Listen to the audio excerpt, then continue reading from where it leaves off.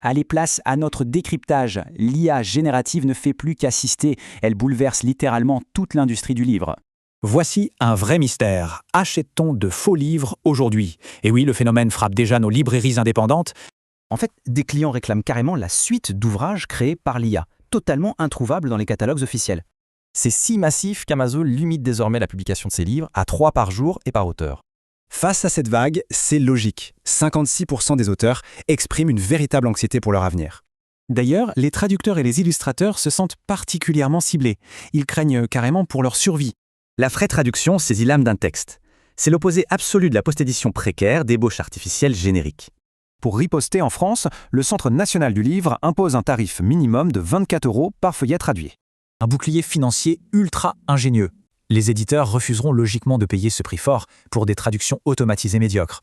Mais attention, l'IA n'est pas qu'un méchant dans l'histoire. Elle offre aussi des avantages opérationnels plutôt surprenants. Côté logistique, l'analyse prédictive optimise parfaitement les stocks. Résultat, une baisse drastique du gaspillage et de la pollution. Elle synthétise vite les données, aide à la contextualisation et formate même les ouvrages pour les handicaps visuels. Le gros défi, l'innovation évolue en quelques mois, dépassant complètement la lenteur de nos cadres éthiques et légaux. Du coup, des experts proposent de créer un observatoire dédié. L'idée est de suivre l'impact exact sur ces métiers. Sur le plan juridique, c'est un vrai champ de bataille. La lutte s'engage contre le pillage massif des œuvres.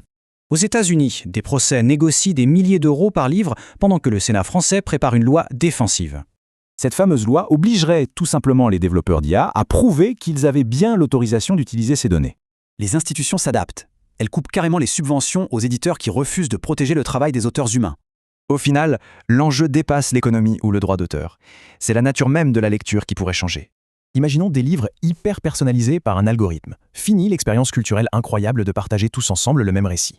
Ce changement fracasse notre imaginaire commun. Ce n'est plus juste une révolution technologique, c'est une véritable révolution anthropologique. Alors la question se pose, que devient une société si l'on ne lit plus du tout les mêmes histoires ?